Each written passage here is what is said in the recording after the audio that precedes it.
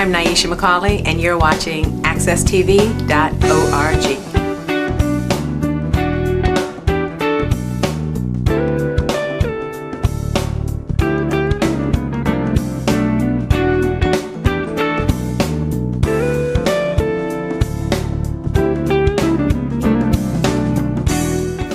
Good morning and welcome to the challenge.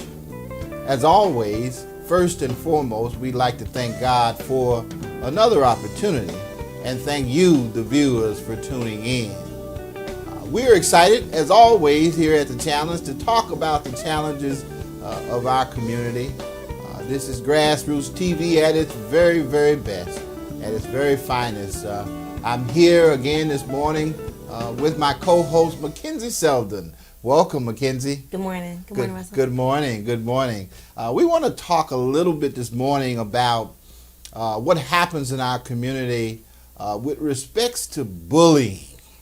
You know, bullying is something that seems to be much more pervasive than most folks would ever think. Kids are going to school on a daily basis and dealing with folks who are heckling them and taunting them. And quite frankly, it's really disturbing because children as young as 13, 14, and 15 years old are finding it unbearable, and they're taking their lives. And I guess I just don't understand how they can reach that point. So this is really more of a topic, if you will, for I think Mckenzie, because I think she probably has a perspective that I don't have. So, Mckenzie, what do you think about the latest incident that happened? And I know that there's a lot of concern on the part of older people about what takes place at school. But what happened? And what were the triggers, if you will, do you think, that led to the death of that young lady who decided to commit suicide because of bullying? Well, for one, I want to say, I'm saddened for her family, definitely her friends, because that's a lot to go through, especially at that age, Sure, yeah. Especially for her friends to have to deal with that at that age, Yeah. And then, of course, her family having to go through that. And I'm actually glad that you brought the topic of bullying up today, because today is Spirit Day, and people should try to wear purple. Wow. And, Okay. And remembrance of that, and their support to stop this bullying, because it has gotten to this point where it's almost out of control. Students aren't. I don't feel like teachers are doing enough to try to curb the bullying. But when it's going to social media, they can only do so much. Yeah. But I feel like if they did a stronger job in the schools to kind of stop it, that might give a better, I would say, not make the social media bullying as harsh. Okay. Because you really can't get around that. Okay. And when it really comes down to it, kids are gonna believe their peers. You know what I mean? Yeah. So if at that age, young people are very easily influenced, I would say, by their peers. Okay. So if a group of, the cool kids are bullying that one, little girl that's reading and doing her work and things like that, of course, the group is going to go with the cool kids, because everybody wants to be in that clique. Everybody wants to be in that group. And I think that they've taken it to a level that's just unbelievable, really. Extreme. Yeah, very extreme. I don't remember, when I was young, I remember kids getting bullied, yes. But unfortunately, I was never one of the people that was bullied or a bullier, because I didn't feel like it was right. Yeah, but I don't think it wasn't as bad, right. Right. And also, maybe at home, parents need to instill that confidence in their child as well, because you can't, as a parent, you can't be downing your own child all the time, because you're bringing their confidence level down, and then they have no confidence when they get back to school. Yeah. So how do you expect them to be able to stand up for themselves and to be able to take on the hecklers, as you said, and the negative comments and actions that are being, pressed towards them? So it would seem to me that certain kids get targeted, if you will, with respects to bullying, and it appears to be those who are a little withdrawn, who are give the appearance, if you will, of being mild-mannered or meek or just not as sociable, if you will, as some of the other kids. Are those some of the characteristics? Am I missing some? Are there more No. characteristics of a person, Totally of the agree. type of person that gets bullied? Or? Exactly. That is Yeah. the type of person that's getting bullied. Yeah. The one that is more reserved, the person that's quieter, the person that's not all into everything, all into the groups. I think those are the people that are being targeted, and especially kids that are new. Anything that's new, you're going to be probably a target as well. Does size matter? Yes and no. Okay. I think that if you're a small person, yes, small people, we seem to get, picked on a little bit more Right. just because of the size. But nobody picked on you. No, nobody You're picked kinda on small. me. Yeah, nobody picked on me though, because I had all, bigger people around me to take care of me. They're my bodyguards. You know what I mean? Okay. And then, but also if you're a big person, but you're, say you're not a football player, you're not a star football player, you're more into the books, then, and you're a guy, that might be seen as you're into music, something like that. Then, yeah, I'm going to pick on you because you're not that typical boy image. You're not that typical young man that, you should be strong and tough and all that. That might not be their personality. And because of that, somebody else wants to take advantage. And it sounds like it's more verbal abuse now, too. Yes, very much so. Is it really? They say sticks and stones can break your bones. Words will never hurt you. Just Words not true. can kill. Yeah. Words can kill, really. Yeah. That's what it comes down to. And like I said, I think it's because there's a less, the self-esteem and confidence isn't to that level where the words don't bother you. Right. And that really comes with age and experience to be able to get to that point. When you're young and somebody says something to you, yes, you're going to take it more to heart than if you're older and you've had more life experience and you realize, somebody can say something about me, but, it's not doing anything for me. It's not going to bother me. Right. So I think that's why with the younger people, the words that are being said are much more damaging. Wow. I preached that sermon. It was my initial sermon. The power of words. Words are powerful. I can't help but wonder what the families are thinking, or even the children who were around her might be thinking as well. I honestly don't. Her name escapes me, but I know it's been all over the news. It's all over the internet, and it certainly touched my heart. The young lady was so very pretty. And had so much to look forward to. This question of bullying keeps coming up, and they want to talk about laws, how to legislate it and how to, make people more aware of it. Do you think people knew about it at all, or was it something that, was so isolated that nobody paid any attention to it? I believe people knew. I don't know if it was any adults that knew per se, but I'm sure all the kids knew. All her students from her class, from her school, the people that were close to her, I'm sure that they knew. But with the social networks, it's hard for a teacher to be able to see what 5 people in her class that have Facebook, what they're really saying. With all the privacy that you can, people can see what they want to see, not see what you don't want them to see. So I think that definitely makes it harder to catch the problem early. But I think that eventually it got to a point where I know her family had to know. You know what I mean? They had to realize a change in her. And they might not know exactly what the change is because she might not have told them. She might not have said, Mom, I'm getting bullied at home.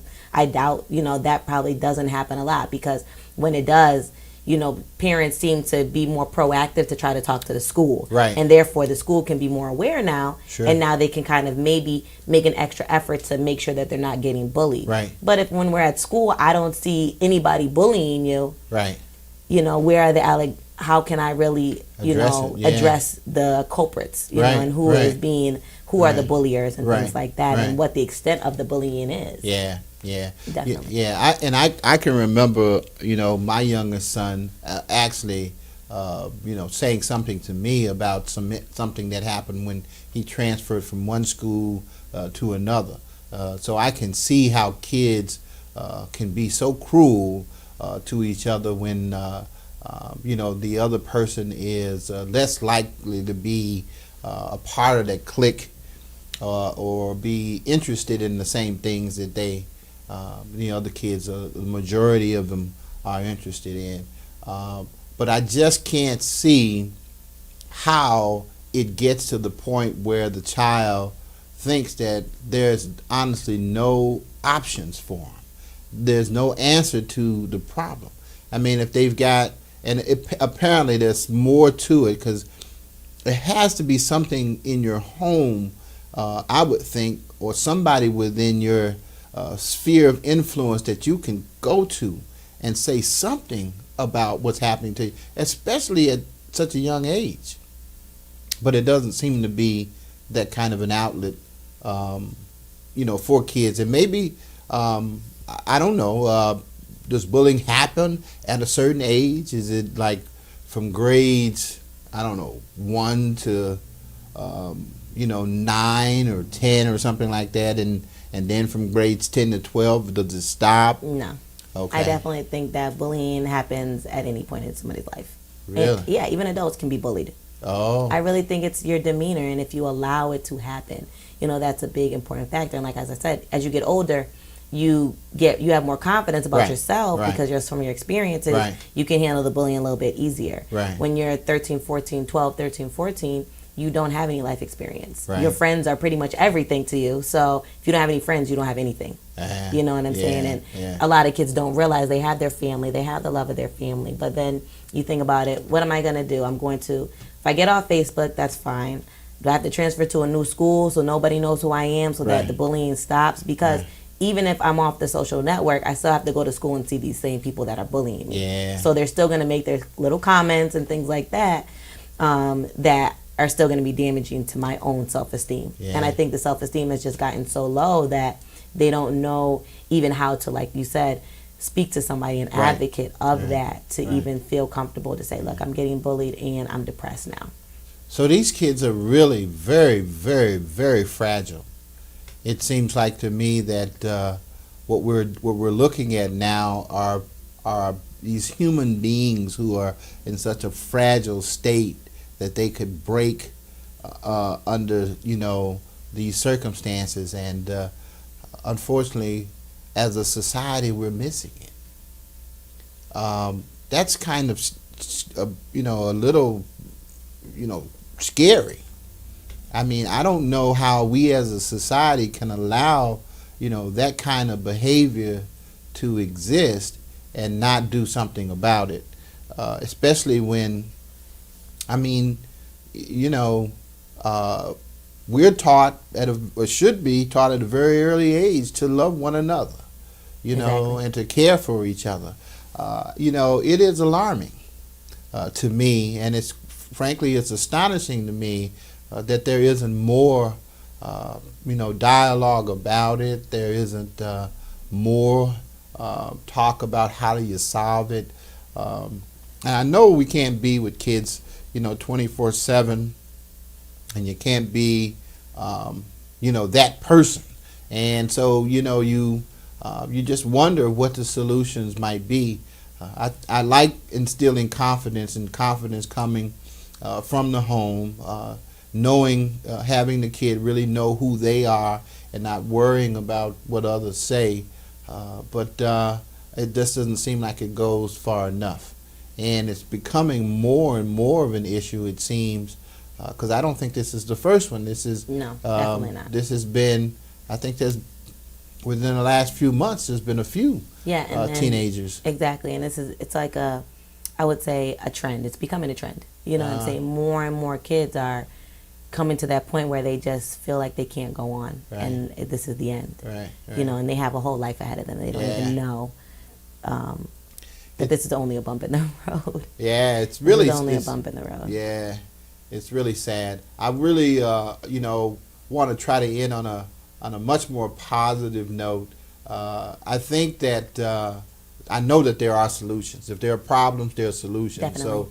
So, part of what we hope is that this message gets out to the general public, and that other folks know that that's just not the way you treat another human being. Exactly. And that girl obviously is somebody's daughter, she's somebody's, I don't know if she had sisters or brothers, and, she's somebody's child. And so, just think of her as yourself, quite frankly. And then I think that your decision to taunt or to tease anybody, should change. Exactly. I just don't think that life should, have those kinds of issues, or certainly not at that age. They're really, really too difficult for a child that young to try to deal with. I don't know, Mckenzie.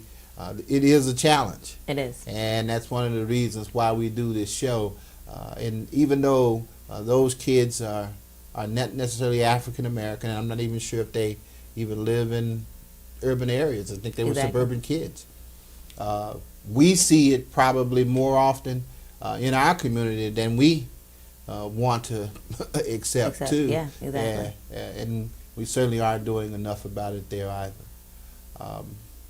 This has been the challenge with Mckenzie Seldon, and our opportunity to talk about bullying and how it's impacted our lives and our community on the challenge today.